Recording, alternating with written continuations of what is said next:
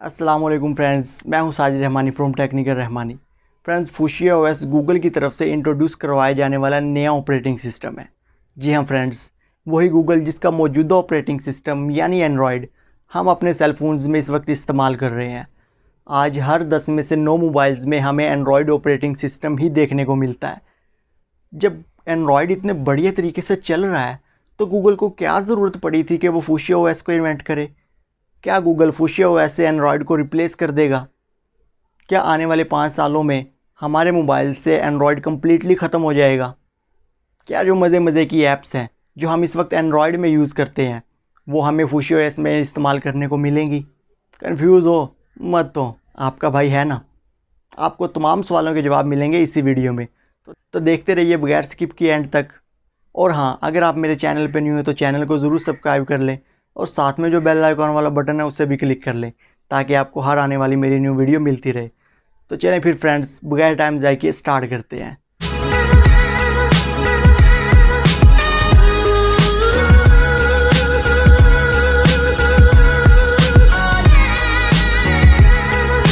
Friends, Google ने Android को 23 सितंबर 2008 में सबसे पहले HTC के मोबाइल HTC ड्रीम में लॉन्च किया था और फिर देखते ही देखते ये एंड्रॉयड ऑपरेटिंग सिस्टम पूरी दुनिया के सेल फोन्स पर राज करने लगा। अगर हम आज की बात करें तो आज हर 10 में से 9 मोबाइल्स में हमें एंड्रॉयड ऑपरेटिंग सिस्टम ही देखने को मिलता है। अगर हम स्मार्ट वॉच की बात करें तो उसमें वेयर ओएस है, स्मार्ट टीवी की बात करें तो उसमें टीवी ओएस है। मतलब फ्रेंड्स, है तो सब में एंड्रॉयड, लेकिन इसको सिस्टम के लिहाज से मॉडिफाई किया गया है। तो फ्रेंड्स, अब हम बात करते हैं गूगल को क्यों ज़रूरत पड़ेगी वो फुशिया ओएस को इन्वेंट करे। फ्रेंड्स, आप जानते होंगे कि एंड्रॉयड सबसे ज़्यादा इस्तेमाल किया जाने वाला ऑपरेटिंग सिस्टम है।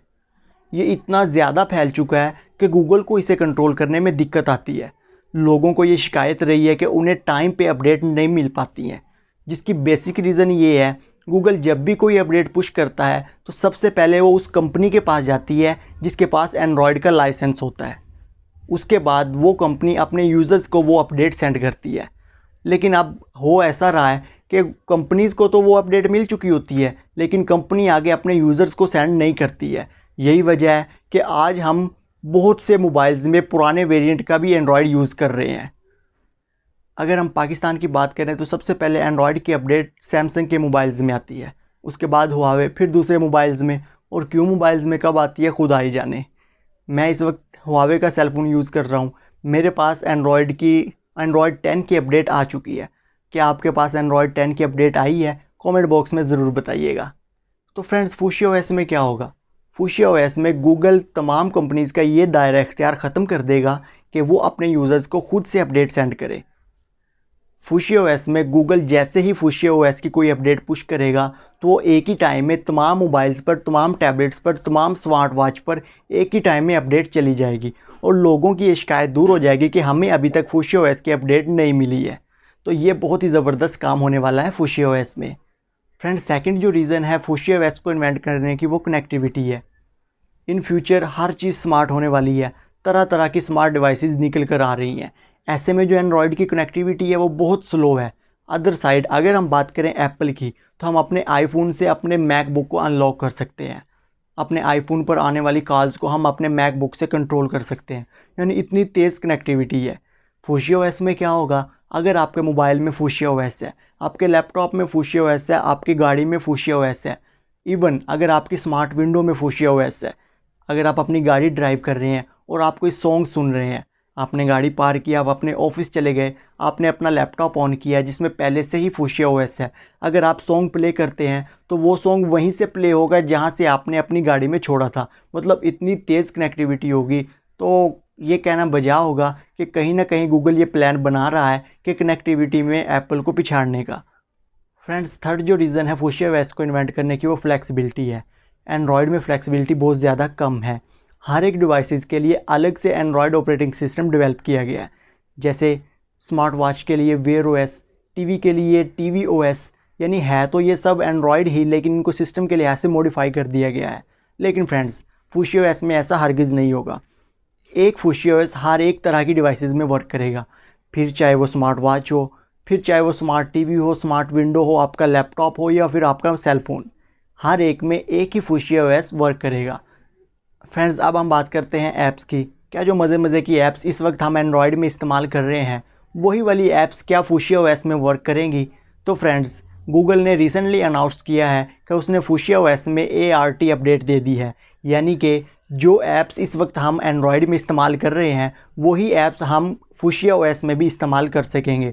तो ये एक डेवलपर्स के लिए काफ़ी अच्छी बात होने वाली है कि उन्हें फुशिया ओएस के लिए अलग से ऐप्स डेवलप नहीं करना पड़ेंगी, और जो ऐप्स इस वक्त हम एंड्रॉयड में इस्तेमाल कर रहे हैं वही ऐप्स हम फुशिया ओएस में भी इस्तेमाल कर सकेंगे। फ्रेंड्स अब हम बात करते हैं फुशिया ओएस कब तक हमें अपने सेल फोन्स में देखने को मिलेगा। तो फ्रेंड्स मैं आपको ये बताता चलूँ, गूगल फुशिया ओएस पे काम तो बहुत पहले से कर रहा है, लेकिन इसमें तेज़ी उस वक्त से आ गई है जब से हुआवे ने अपना नया operating system harmony OS launch किया है।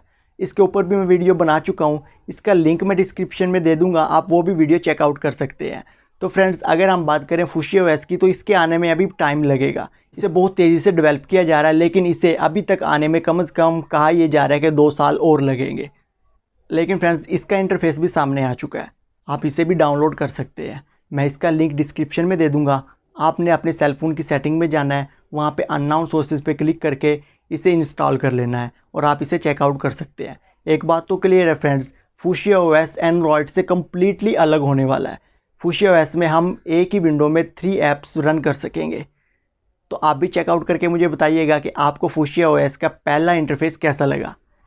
तो फ्रेंड्स ये थी कुछ मालूमात फुशिया ओएस के मुतालिक जो मैंने आप लोगों से शेयर की। उम्मीद करता हूँ आपको मेरी ये वीडियो पसंद आई होगी। और आज के गोल्डन वर्ड फ्रेंड्स, लोगों के ऐब ने खूबियाँ देखें। खूबसूरती की कमी को इखलाक तो पूरा कर सकता है, लेकिन इखलाक की कमी को खूबसूरती पूरा नहीं कर सकती। छोटी छोटी बातों को दिल में रिहाइश पजीर ना होने दें, क्योंकि अगर ये दिल के मकी बन जाए ना तो बड़े से बड़े रिश्ते मुसाफिर हो जाते हैं। उम्मीद करता हूँ मेरी ये वीडियो आपको पसंद आई होगी। अगर आपको मेरी ये वीडियो पसंद आई है तो लाइक कीजिए, अगर आपको मेरी ये वीडियो पसंद नहीं आई है तो डिसलाइक कीजिए। तो मिलते हैं नेक्स्ट वीडियो में, तब तक के लिए अल्लाह हाफिज़।